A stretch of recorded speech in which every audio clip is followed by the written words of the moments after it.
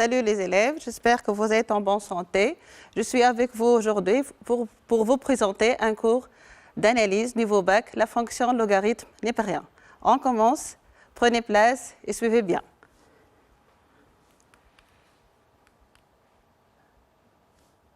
Alors, notre cours c'est la fonction logarithme népérien, niveau 4e année bac. On va commencer d'abord par définir notre fonction ln. Pour définir notre fonction, on se propose de déterminer les primitives des fonctions suivantes.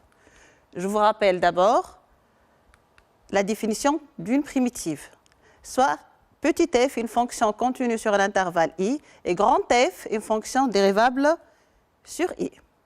On dit que grand F est une primitive de petit f sur i si grand f' de x égale petit f de x pour tout x de i. Premier exemple, soit petit f de x égale x carré plus 1, ma fonction est bien continue sur R, on veut déterminer une primitive de petit f. Alors, voyez bien, grand f de x égale x3 sur 3 plus x plus c avec c une constante appartenant à R. Si on dérive grand f et on calcule grand f' de x, on trouve x carré plus 1 égale bien à f de x. On dit alors que grand f est une primitive de petit f. Deuxième exemple, soit petit f de x égale 2 sur x carré, ma fonction est bien continue sur 0 plus l'infini au vert. Regardez, si on dérive grand f, qui est égal à moins 2 sur x plus c, avec c appartenant à R, on dérive alors grand f et on calcule grand f' de x égale à quoi? Égale moins 2 fois la dérivée de 1 sur x, donc égale à bien à 2 sur x carré, qui est égal à petit f de x. Alors, grand f est bien une primitive de petit f. On passe. Remarquons que les primitives de la fonction qui a x associe x à la puissance moins n avec x appartenant à 0 plus l'infini au vert et tel que n appartenant à n étoile privé de 1, sans quoi sont les fonctions définies par x à la puissance moins n plus 1 sur moins n plus 1 plus c avec c une constante appartenant à R et n aussi appartenant à n étoile privé de 1. Exemple. Soit petit f de x égale 1 sur x3 égale x à la puissance moins 3, tel que x strictement positif, alors grand f de x égale x à la puissance moins 3 plus 1 sur moins 3 plus 1, comme on a défini les primitives des fonctions x à la puissance moins n. Alors, la primitive de la fonction f définie par 1 sur x au cube, c'est-à-dire x moins 3, est bien x à la puissance moins 2 sur moins 2 plus une constante c appartenant à R égale à bien moins 1 sur 2x au carré. La question qui se pose ici, quelles sont les primitives de la fonction? La question qui se pose ici, quelles sont les primitives de la fonction 1 sur x avec x strictement positif? Donc réfléchissez bien les élèves.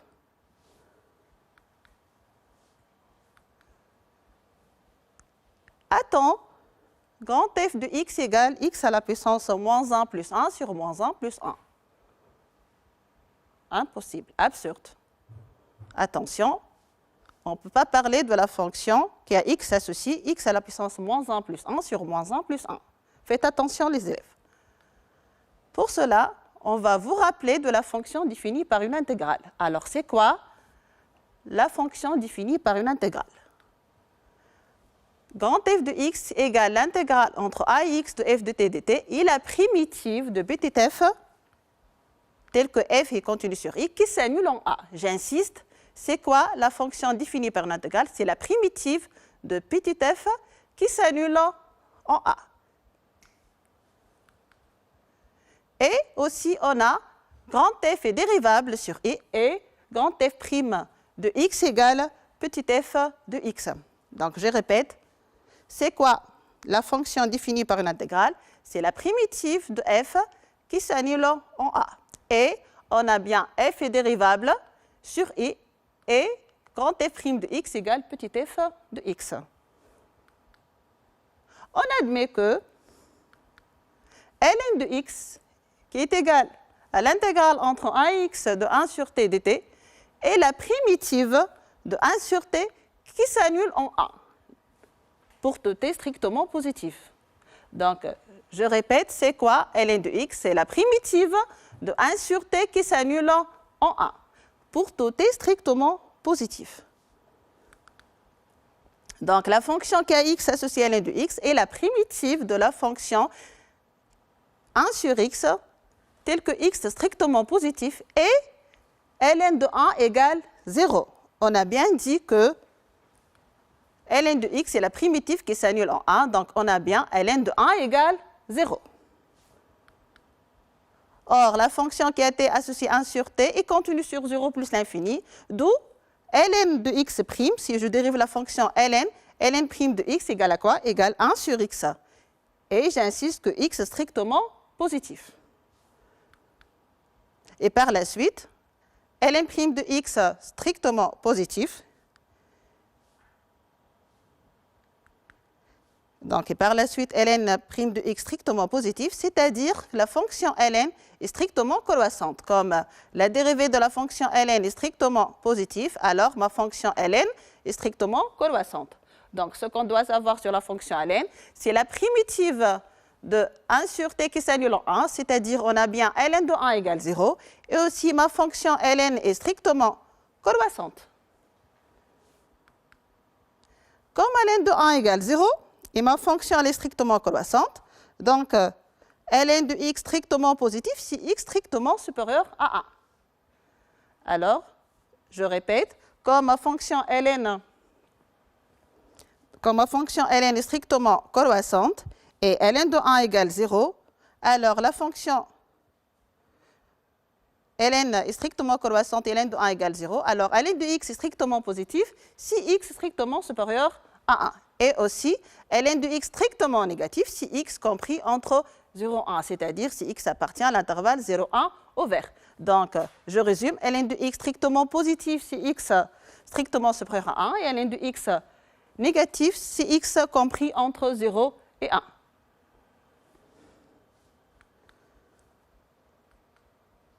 On va étudier maintenant et représenter la fonction ln. On passe à l'étude et la représentation graphique de la fonction ln. On sait déjà que la fonction ln est continue et dérivable sur 0 plus l'infini ouvert. On sait déjà que la fonction ln est continue et dérivable sur 0 plus l'infini ouvert et elle est strictement croissante. Donc, on apprend que la fonction ln est continue et dérivable sur 0 plus l'infini ouvert et elle est strictement croissante. On admet les limites suivantes. Alors, la limite quand x tend vers 0 plus de ln de x égale moins l'infini. Donc, la première limite à admettre, la limite de ln de x quand x tend vers 0 plus égale moins l'infini, et la limite de ln de x quand x tend vers plus l'infini égale bien plus l'infini. D'où le tableau de variation suivant. Alors, regardez, ma fonction ln est strictement croissante car la dérivée est strictement positive. La limite de ln de x quand x tend vers 0 plus égale bien moins l'infini. Et la limite de ln de x quand x tend vers plus l'infini égale bien plus l'infini. Et voilà le tableau de variation de la fonction ln. On passe. Conséquences. On va parler de conséquences de la fonction ln. Comme ln est strictement croissante sur 0 plus l'infini ouvert, alors la fonction ln réalise une bijection de 0 plus l'infini ouvert sur R. Donc, regardez le tableau de variation. On a la fonction ln est strictement croissante sur 0 plus l'infini ouvert. Donc, elle réalise une bijection de 0 plus l'infini ouvert sur ln de 0 plus l'infini ouvert qui est égal à R. Donc, la fonction ln réalise une bijection de 0 plus l'infini sur R.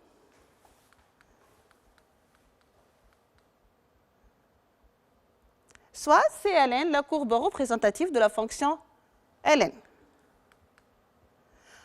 Alors, comme limite de ln de x quand x tend vers 0 plus égale moins l'infini, alors la droite delta d'équation x égale 0 est une asymptote verticale à la courbe de Ln.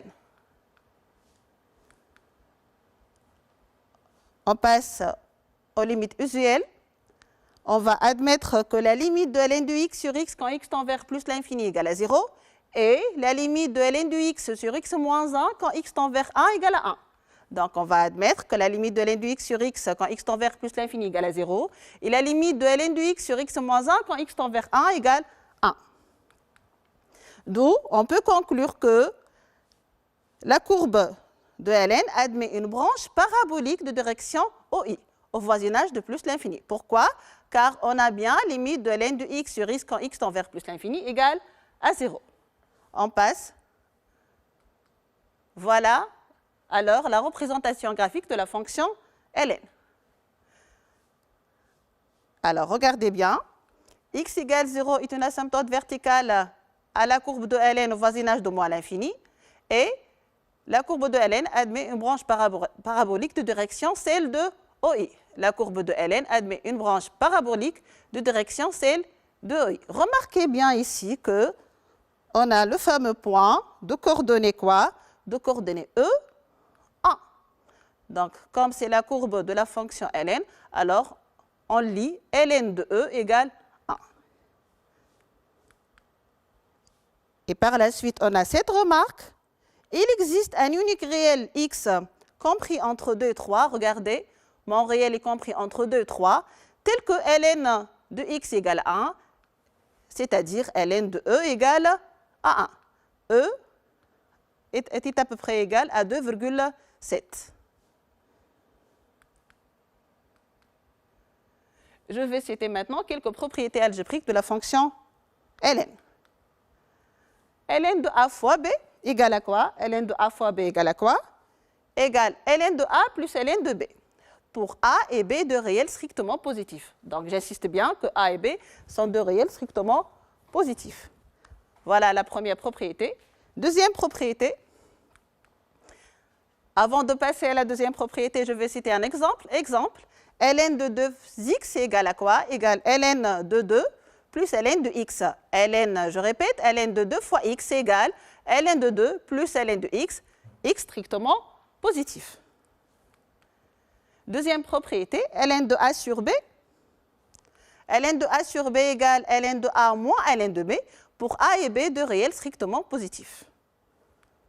Exemple, ln de 1 sur b égale à quoi? Égale ln de 1 moins ln de b. On sait bien que ln de 1 égale 0. N'oubliez pas que ln de 1 égale 0, donc égale 0 moins ln de b égale moins ln de b, d'où ln de 1 sur b égale moins ln de b, b strictement positif. Exemple, ln de 1 sur 3 égale moins ln de 3. ln de a à la puissance p égale p fois ln de a, où a est un réel strictement positif et p est un entier relatif. Donc, p est un entier relatif. Exemple, ln de 2 à la puissance moins 3 égale, donc ln de 2 à la puissance moins 3 égale moins 3 ln de 2, donc égale p ln de a. Ln de racine Pm de a égale à quoi? Égale 1 sur p ln de a, où a est un réel strictement positif et p appartenant à n étoile. Donc, je rappelle, racine Pm de a, c'est a à la puissance 1 sur p. J'applique cette propriété, donc égale 1 sur p ln de a. Donc, ln de racine Pm de a, c'est ln de a à la puissance 1 sur p, donc égale à bien 1 sur p ln de a. Exemple, ln de racine de x égale à quoi? Égale ln de x à la puissance 1 demi, donc égale 1 demi ln de x, x strictement positif. Ln de racine cubique de 2 à la puissance moins 3. Donc, ln de racine cubique de 2 à la puissance moins 3 égale à quoi? Égale 1 tiers ln de 2 à la puissance moins 3. Et on sait bien que ln de 2 à la puissance moins 3, c'est moins 3 ln de 2. On trouve bien moins ln de 2. J'ai simplifié par 3, je trouve bien moins ln de 2. Autre limite remarquable. Donc, on passe maintenant à des autres limites remarquables. On admet les limites suivantes. Regardez bien. Limite de x à la puissance m, ln à la puissance n de x, quand x tend vers 0 plus, égale à 0. Donc, je répète. Limite de x à la puissance m, ln à la puissance n de x, quand x tend vers 0 plus, égale 0. Où m et n sont deux entiers naturels non nuls. La deuxième limite, limite de ln à la puissance n de x sur x à la puissance m, quand x tend vers plus l'infini, égale à 0, avec m et n sont deux entiers naturels non nuls. On va calculer alors ensemble quelques limites. Regardez bien. Je veux calculer, premièrement, la limite quand x tend vers plus l'infini de ln de x plus 1 sur x plus 2. Donc, à quoi est égale cette limite? C'est la limite quand x tend vers plus l'infini de ln de x plus 1 sur x plus 1 fois x plus 1 sur x plus 2. Donc, j'ai multiplié par x plus 1 sur x plus 1. Comment déterminer cette limite? On sait que x plus 1 tend vers plus l'infini quand x tend vers plus l'infini. Alors, ln de x plus 1 sur x plus 1 tend vers 0 lorsque x tend vers plus l'infini. Et aussi, on sait que x plus 1 sur x plus 2 tend vers 1 lorsque x tend vers plus l'infini. Donc, à quoi est égale la limite? Elle est égale bien à 0 fois 1, donc égale à bien à 0. On passe la deuxième limite à calculer, c'est la limite quand x tend vers 0 plus, racine de x, ln au cube de x. Donc, égale la limite quand x tend vers 0 plus de racine de x, ln au cube de racine de x au carré. Je vais remplacer x par racine de x au carré. Et encore, je vais remplacer ln au cube de racine de x au carré par 2 ln au cube de racine de x. Donc, ma limite devient la limite quand x tend vers 0 plus de 2 racine de x ln au cube de racine de x. On sait que la limite quand x tend vers 0 plus de x à la puissance m, ln à la puissance n de x égale 0. Et on a racine de x tend vers 0 plus lorsque x tend vers 0 plus, d'où la limite égale 2 fois 0 égale à bien à 0. Donc, on sait bien que racine de x, ln au cube de racine de x tend vers 0 quand x tend vers 0 plus. Donc, la limite égale 2 fois 0 égale à bien à 0. La troisième limite à calculer, la limite quand x tend vers 0 plus de 1 sur x carré plus ln de x. Donc, je peux l'écrire égale limite quand x tend vers 0 plus de 1 sur x carré, 1 plus x carré à ln de x. Donc, ici, j'ai factorisé. Donc, on va mettre 1 sur x carré en facteur. Comment? 1 sur x carré plus ln de x égale 1 sur x carré facteur de 1 plus x carré ln de x. Or, la limite de x à la puissance m ln à la puissance n de x quand x tend vers 0 plus égale 0. C'est-à-dire x carré ln de x tend vers 0 lorsque x tend vers 0 plus. Et on a bien 1 sur x carré tend vers plus l'infini. Donc, 1 plus 0 égale à 1, 1 fois plus l'infini égale à bien plus l'infini.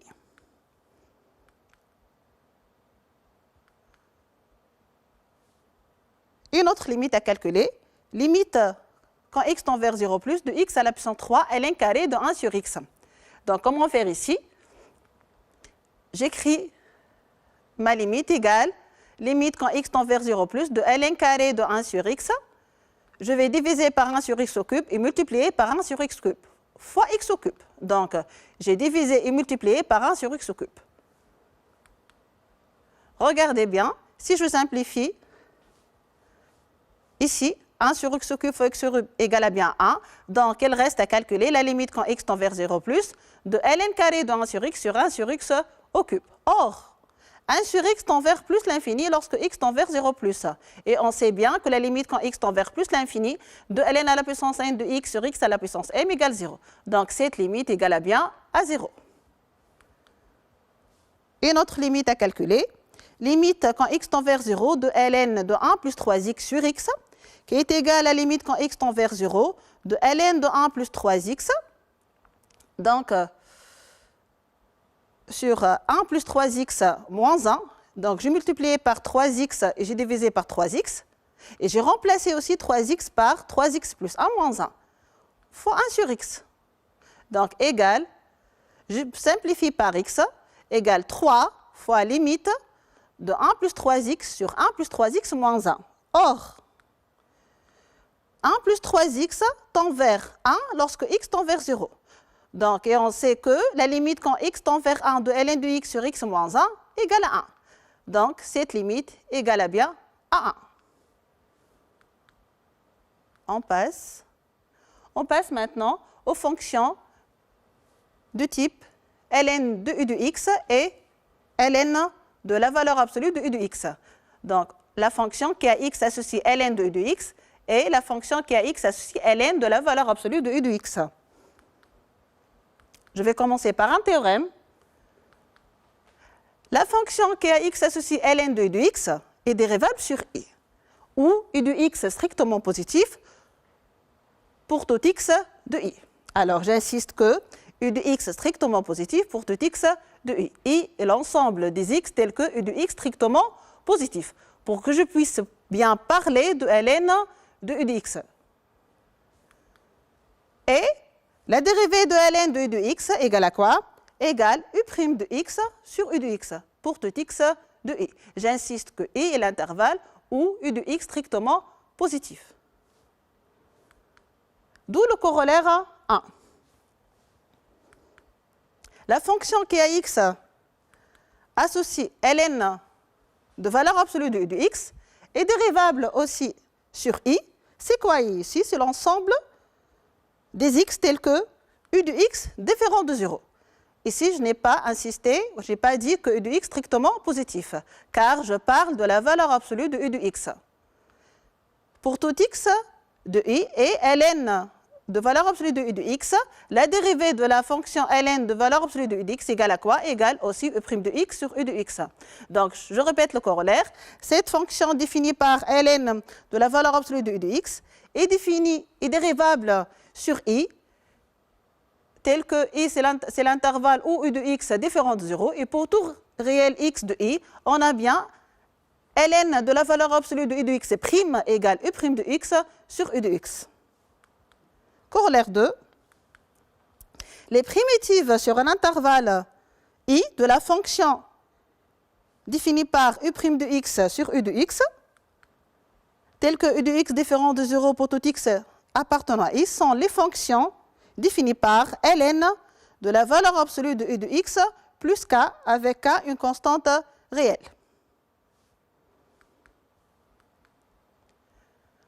On va passer maintenant à quelques exemples de calcul de primitives. On se propose alors de déterminer une primitive de chacune des fonctions suivantes. Premièrement, soit f de x égale x sur a moins x au carré, x strictement supérieur à 1. Sachant que f de x s'écrit moins 1 demi fois moins 2x sur a moins x carré, c'est-à-dire égale moins 1 demi fois la dérivée de a moins x carré, car on sait bien que la dérivée de a moins x carré, c'est moins 2x, sur a moins x au carré. D'où grand F défini par moins 1 demi ln de la valeur absolue de a moins x carré plus k est une primitive de petit f. Or, on sait bien que a moins x carré est strictement négatif lorsque x strictement supérieur à 1. Donc, je remplace la valeur absolue de a moins x carré par x carré moins 1, d'où moins 1 demi ln de x carré moins 1 plus k est une primitive de petit f. Deuxièmement, soit f de x égale 1 sur x ln de x. Donc, regardez bien, soit f de x égale 1 sur x ln de x. Donc, petit f de x s'écrit 1 sur x sur ln de x, x appartenant à l'intervalle ouvert 0, 1. Faites attention ici, 1 sur x, c'est la dérivée de ln de x. Donc, grand F défini par ln de la valeur absolue de ln de x plus k est une primitive de petit f. Nous sommes devant la forme u' de x sur u de x.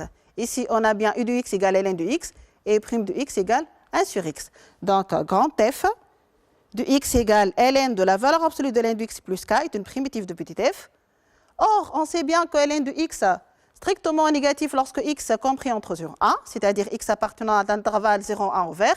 Alors, je remplace la valeur absolue de ln de x par moins ln de x, et par la suite, grand f de x égale ln de moins ln de x plus k est une primitive de la fonction petit f. On va passer maintenant ensemble à un théorème. Regardez, une primitive de la fonction qui est x associée ln de x, lorsque x appartient à 0 plus l'infini au vert, est la fonction définie par x ln de x moins x. Exemple, on se propose de calculer les intégrales suivantes à l'aide d'une intégration par partie. Pour cela, je vais vous rappeler du théorème d'intégration par partie. Alors, si on a uv de fonctions dérivables sur un intervalle fermé AB, alors l'intégrale entre a et b de u de x v' de x dx égale u fois v prise entre a et b moins l'intégrale entre a et b de u' de x v de x dx. On va calculer ensemble l'intégrale entre a et e de x ln de x dx. Alors, regardez bien, je vais appliquer le théorème d'intégration par partie. Alors, pour u de x égale x, pour u de x égale x, u' de x égale 1. Et pour v' de x égale ln de x, v de x égale x ln de x moins x. En intégrant par partie, l'intégrale entre a et e de x ln de x dx égale à quoi? Égale x fois x ln de x moins x prise entre a et e, c'est-à-dire x carré ln de x moins x carré prise entre a et e, moins l'intégrale de 1 fois x ln de x moins x dx. Par linéarité de l'intégrale, on peut dire que l'intégrale entre a et e de x ln de x dx égale x carré ln de x moins x carré prise entre a et e, moins l'intégrale entre a et e de x ln de x plus l'intégrale entre a et e de x dx. On trouve alors 2 fois l'intégrale entre a et e de x ln de x égale à quoi? Égale x carré ln de x moins x carré prise entre a et e plus l'intégrale entre a et e de x dx. D'où l'intégrale, 2 fois l'intégrale entre a et e de x ln de x dx égale à quoi? Égale x carré ln de x moins x carré prise entre a et e plus 1 demi x carré prise entre a et e, sachant qu'une primitive de x c'est x carré sur 2. Alors, on fait le calcul. Qu'est-ce qu'on trouve? On trouve que l'intégrale entre a et e, donc on fait le calcul, qu'est-ce qu'on trouve? On trouve que l'intégrale entre a et e de x ln de x égale 1 quart plus e carré sur 4. Deuxième exemple, on veut calculer l'intégrale entre a et e de ln de x sur racine de x dx. Grâce à une intégration par partie,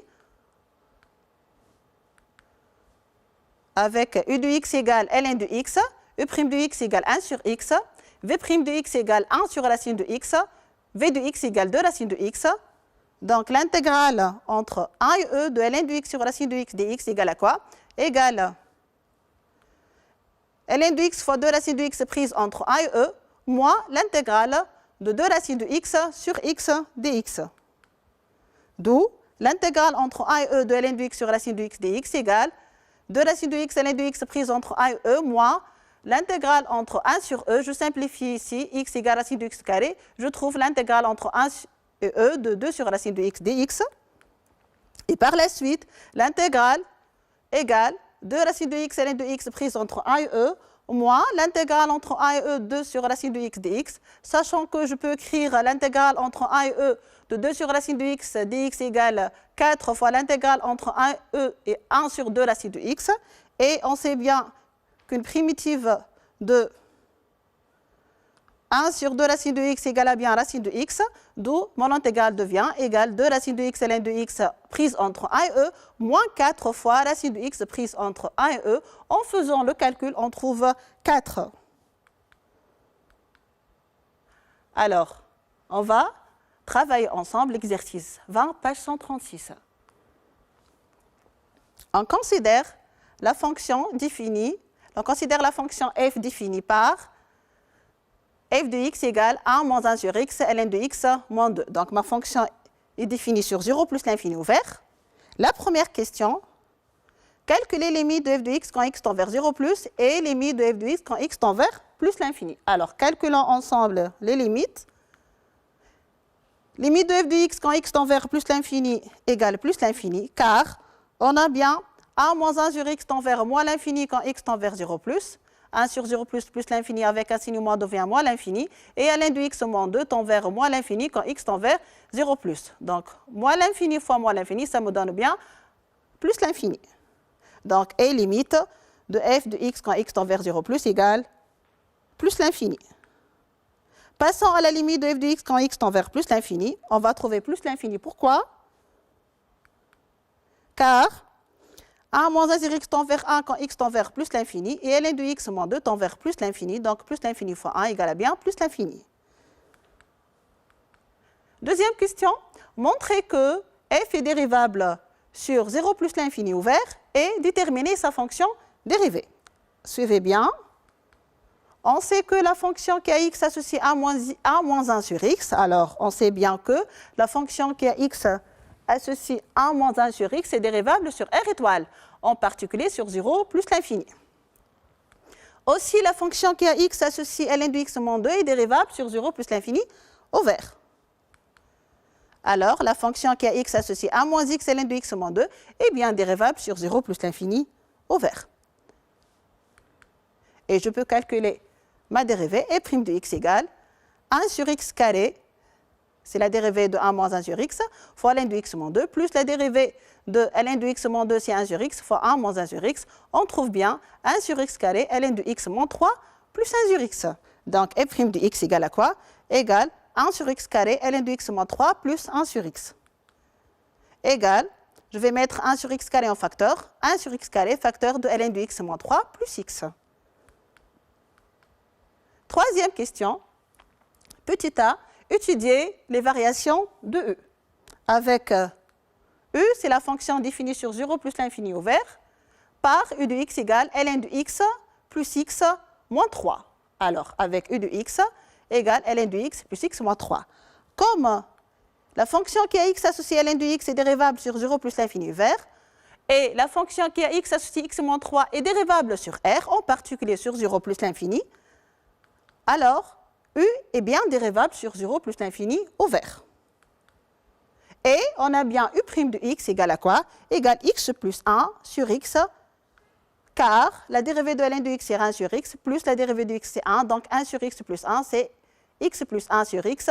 Et on sait bien, lorsque x est strictement positif, x plus 1 sur x est aussi strictement positif. Donc on peut conclure que U' de x est strictement positif. Je passe. Et voilà le tableau de variation de la fonction U. Regardez, la dérivée, elle est positive. La limite de U de x quand x tend vers 0 plus égale moins l'infini. Et la limite de U de x quand x tend vers plus l'infini égale plus l'infini.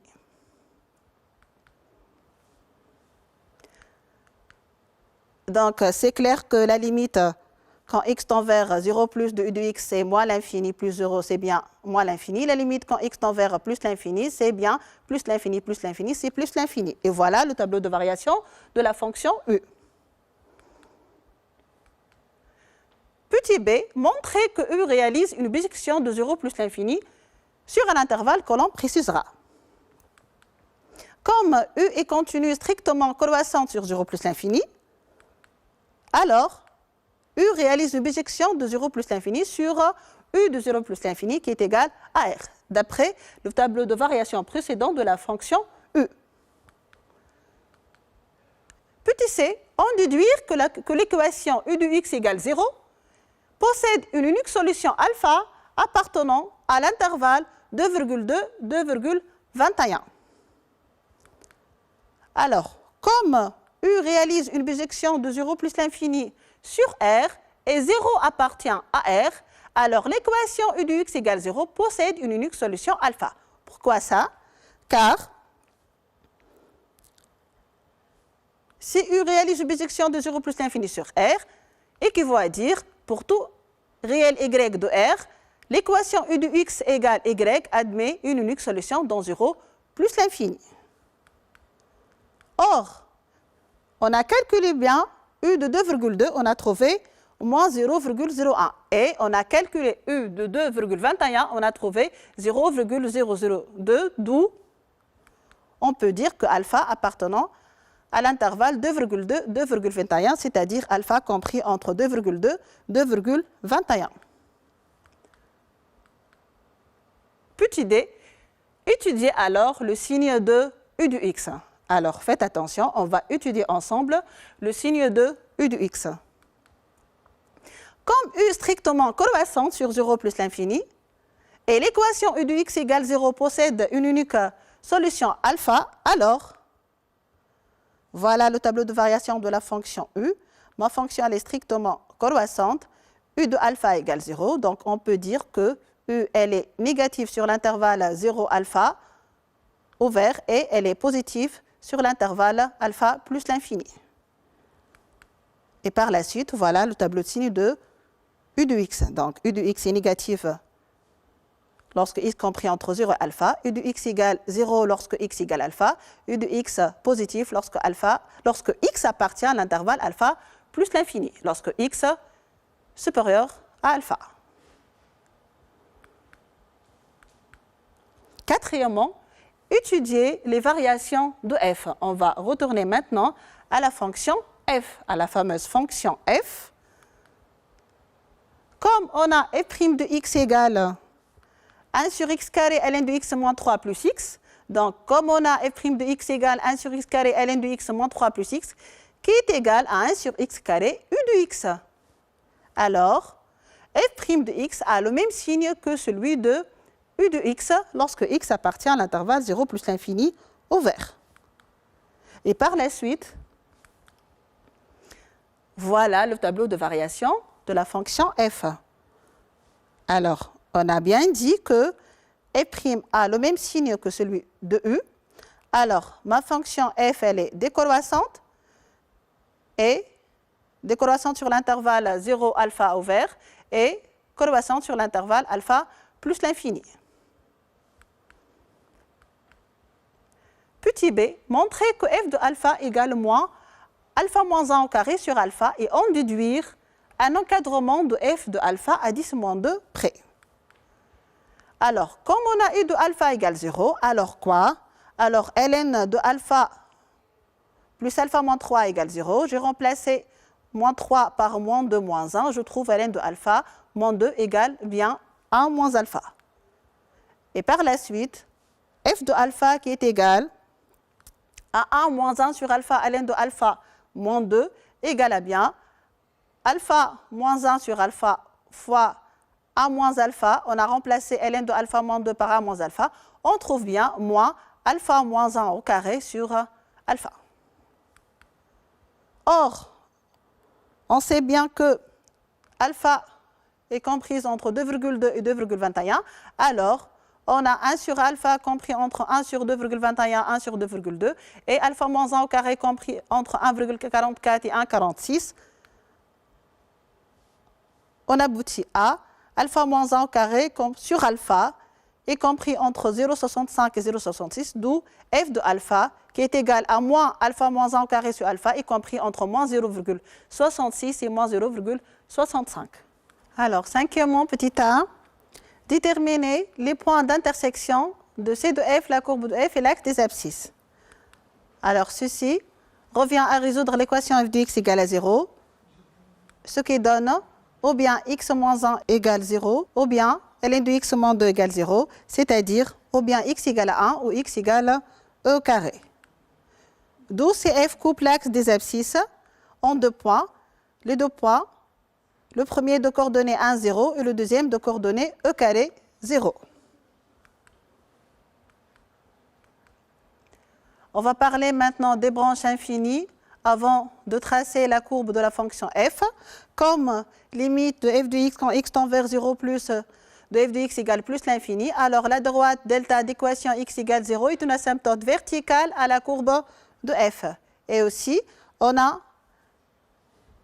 la limite de f de x sur x quand x tend vers plus l'infini égale à bien 0. Donc, on a calculé la limite. On a rétabli l'expression f de x sur x, arrivant à limite quand x tend vers plus l'infini de 1 moins 1 sur x de ln de x moins 2 sur x.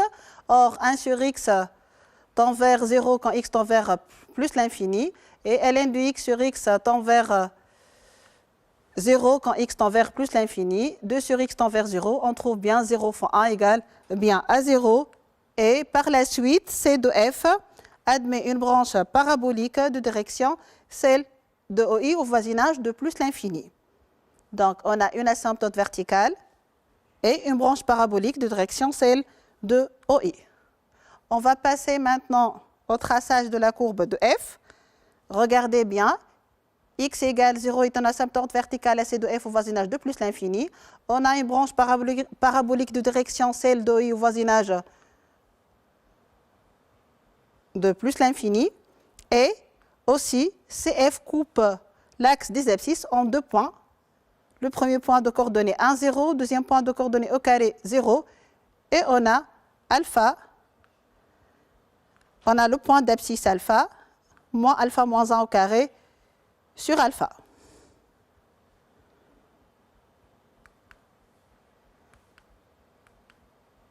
On va passer maintenant à un deuxième exercice proposé. Alors, suivez bien. Soit f, la fonction définie par f de x égale ln de racine de x plus 1.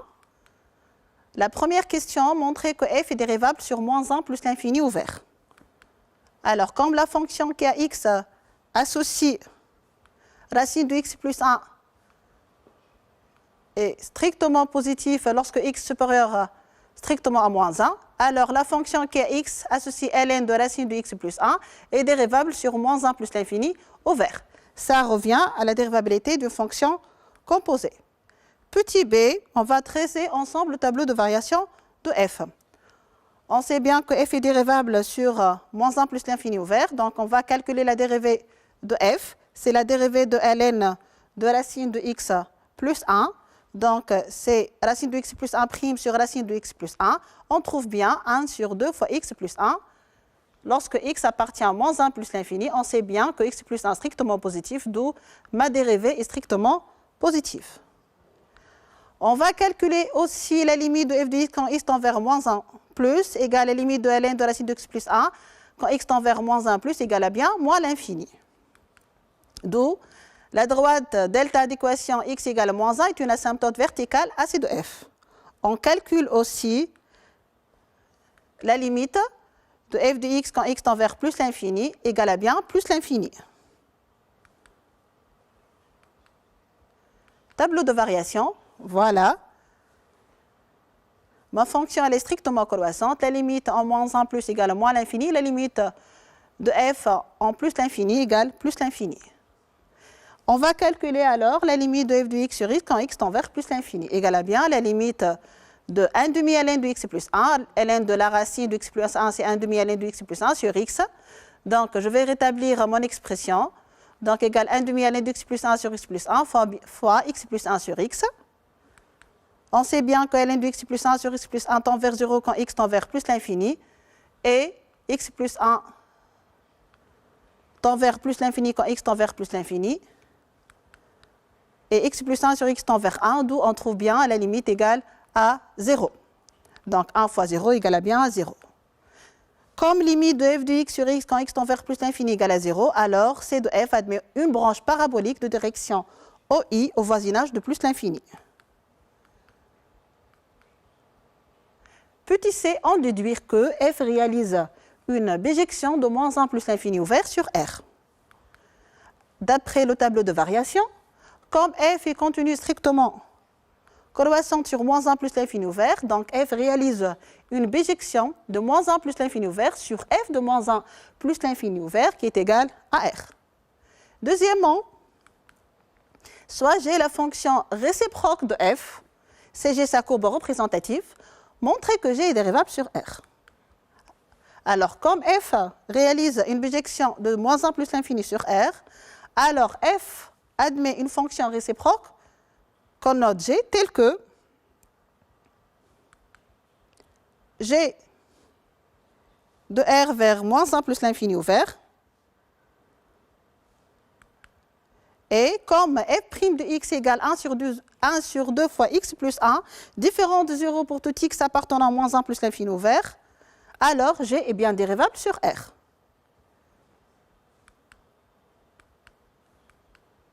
Petit b, vérifier que f de 0 égale 0 et en déduire g de 0. Alors, on a bien f de 0 égale ln de racine de 0 plus 1 égale 0.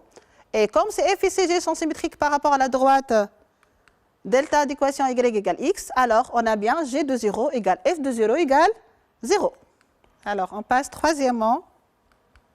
Petit a, montrer que pour tout x appartient à l'intervalle moins 1, moins 1 demi, l'équation f de x égale x admet une unique solution alpha telle que alpha compris entre moins 0,8 moins 0,7. Donc, soit h de x égale f de x moins x strictement supérieur à moins 1, donc x strictement supérieur à moins 1, on va calculer h' de x. Donc, h' de x égale moins 1 moins 2x sur 2 fois x plus 1. h' de x égale 0, équivaut à dire x égale moins 1 demi. On va calculer la limite de h de x quand x tend vers moins 1 plus. Alors, cette limite est égale à moins l'infini. On calcule aussi la limite quand x tend vers plus l'infini. On calcule aussi la limite de h de x quand x tend vers plus l'infini. Donc, cette limite est égale à moins l'infini. Donc, regardez bien la limite. C'est la limite de ln de racine de x plus 1 moins x. Donc, je remplace ln de racine de x plus 1 par 1 demi ln de x plus 1. Je vais mettre 1 demi x en facteur. Donc, la limite de h de x quand x tend vers plus l'infini devient la limite de 1 demi x facteur de ln de x sur x plus ln de 1 plus 1 sur x moins 2 qui est égal bien à moins l'infini. Car ln de x sur x tend vers 0 lorsque x tend vers plus l'infini et ln de 1 plus 1 sur x tend vers 0 lorsque x tend vers plus l'infini. Et voilà le tableau de variation de la fonction h. Alors, on a bien les limites de moins 1 plus moins l'infini. h de moins 1 demi égale 1 moins ln de 2 sur 2. Et la limite en plus l'infini, c'est moins l'infini. D'après le tableau de variation, h réalise une bijection de moins 1 demi sur h de moins 1 moins 1 demi, qui est égal à moins l'infini 1 moins ln de 2. Et comme 0 appartient à moins l'infini 1 moins ln de 2 sur 2, car 1 moins ln de 2 sur 2 strictement positif, l'équation h de x égale 0 admet une unique solution alpha. On a calculé h de moins 0,7 égale 0,09 et h de moins 0,8 égale moins 0,004, d'où on a bien alpha compris entre moins 0,8 et moins 0,7. Petit b, on déduire alors que l'équation f de x égale x admet exactement deux solutions dans l'intervalle 1 plus l'infini ouvert. Comme h réalise une bijection de moins 1 moins 1 demi ouvert sur moins l'infini 1 moins ln de 2 sur 2 ouvert et 0 appartient à cet intervalle, alors l'équation h de x égale 0 admet une unique solution alpha dans l'intervalle moins 1 moins 1 demi ouvert. Et on sait bien que alpha compris entre moins 0,8 et moins 0,7 d'après ce qui précède. Aussi, on a h de moins 1 demi égale 1 moins ln de 2 sur 2 différent de 0. Et on sait bien que h réalise une bijection de moins 1 demi ouvert plus l'infini sur moins l'infini 1 moins ln de 2 sur 2 ouvert. Et 0 appartient à cet intervalle. Et on sait bien que h de 0 égale 0. Alors, h de x égale 0 admet une unique solution égale à 0 dans l'intervalle moins 1 demi plus l'infini ouvert. On résume, d'après étoiles, 2 étoiles et 3 étoiles, l'équation f de x égale x, c'est la même équation que h de x égale 0, admet exactement deux solutions dans 1 plus l'infini. Les deux solutions sont alpha et 0. Petit c, on déduire les points d'intersection de CF et CG. Avec CF et CG sont les courbes représentatives respectives de f et g. Comme g est la fonction réciproque de f, alors CF et CG sont symétriques par rapport à la droite y égale à x. Et f de x égale x admet exactement deux solutions dans l'intervalle 1 plus l'infini vert, qui sont alpha et 0. Alors, les deux points de coordonnées alpha f de alpha et 0, 0 sont les points d'intersection de CF et CG. Alors, c'est clair. On passe, quatrièmement, petit a, déterminer la position relative de CF et la droite d'équation y égale à x. Regardez le tableau de variation de la fonction h. Comme 1 moins ln de 2 sur 2 strictement positif, alors h de x égale f de x moins x, elle est supérieure ou égale à 0 pour tout x appartenant à l'intervalle alpha 0. Pour tout x appartenant à l'intervalle alpha 0. Et par la suite, voilà la position relative de f et la droite d'équation y égale à x. Regardez, c'est f au-dessous de y égale à x, car f est négatif. F de x moins x inférieur ou égal à 0 lorsque x appartient à l'intervalle moins 1 alpha. Et c de f est au-dessus, donc je répète, c de f est au-dessus de la droite y égale à x lorsque x appartient à l'intervalle alpha 0. Et c de f est au-dessous de la droite y égale à x lorsque x appartient à l'intervalle 0 plus l'infini. Petit b, tracé. Alors, CF et CG dans le même repère OIJ. Donc, on va tracer d'abord C de F et on trace C de G par symétrie par rapport à la droite Y égale à X. Car G est la fonction réciproque de F. On sait bien que X égale à moins 1 est une asymptote verticale à C de F. Et CF admet une branche parabolique de direction OI voisinage de plus l'infini. Donc, par symétrie par rapport à la droite d'équation Y égale à X, ça devient Y égale à moins 1 est une asymptote horizontale à C de G. Et C de G admet une branche parabolique de direction OJ au voisinage de plus l'infini. Traçage des courbes. On commence par tracer la courbe de F. Regardez bien, voilà la courbe de F. On a x égale à moins 1 asymptote horizontale, branche parabolique de direction celle de OI, par symétrie par rapport à la droite d'équation y égale à x. Donc on a y égale à moins 1 est une asymptote horizontale à C de G, et C de G admet une branche parabolique de direction celle de OI. Voilà les points d'intersection des deux courbes, le point de coordonnées 0, 0 et le point de coordonnées alpha, alpha. Cinquièmement, soit A, l'aire de la partie limitée par CF et CG est le droit d'équation x égale alpha, x égale à 0. Petit a, on va montrer d'abord que A égale l'intégrale entre alpha et 0 de ln de 1 plus x moins 2x dx. Alors, on a bien A égale l'intégrale entre alpha et 0 de la valeur absolue de f de x moins x dx plus l'intégrale entre alpha et 0 de, g de, x, de la valeur absolue de g de x moins x dx. Pourquoi on a ça? Regardez, voilà l'aire à calculer. Voilà toute l'aire à calculer. Donc c'est la somme de cette aire, qui est l'aire de la partie limitée par CF et Y égale à X, plus cette aire, regardez, cette aire, c'est l'aire de la partie limitée par C de G, Y égale à X, X égale à 0, X égale alpha. Donc en fait, c'est la somme de deux aires, cette aire et cette aire. Espérons que vous avez bien compris. On termine. Je retourne à l'aire. Alors, on a bien dit que A égale l'intégrale entre alpha 0 de la valeur absolue de f de x moins dx dx, c'est la première aire comme j'ai montré dans la figure, plus l'intégrale entre alpha 0 de la valeur absolue de g de x moins x dx. Or, on sait bien que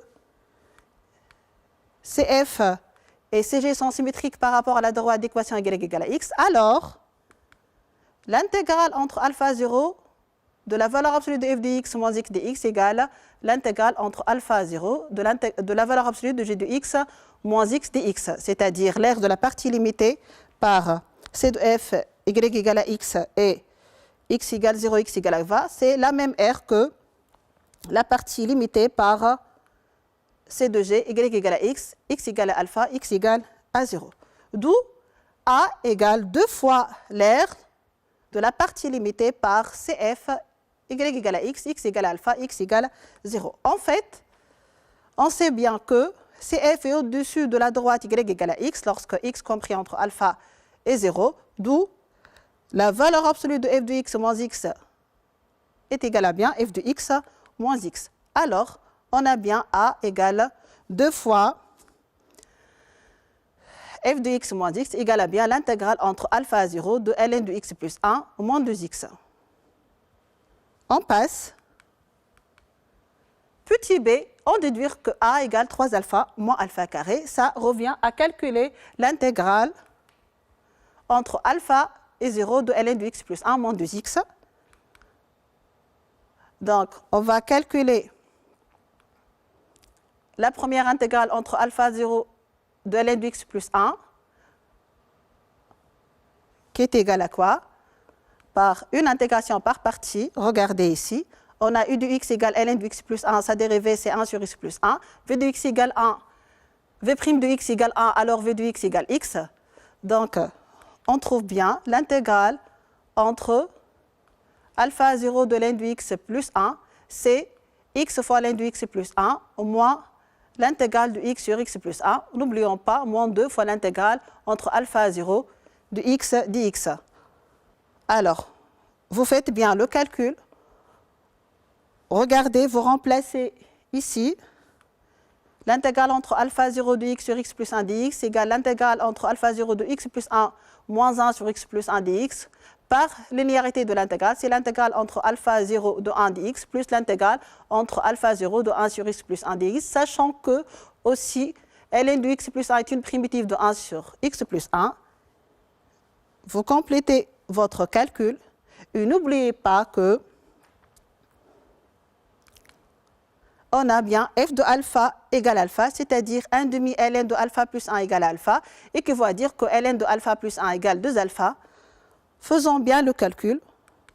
On trouve que A égale moins 2 alpha carré, plus alpha plus 2 alpha plus alpha carré, c'est-à-dire 3 alpha moins alpha carré, d'où le résultat. Et on a bien montré que A égale 3 alpha moins alpha au carré. J'espère que vous avez bien compris ce qu'on a présenté aujourd'hui. Merci pour votre attention. Au revoir. À la prochaine. Merci.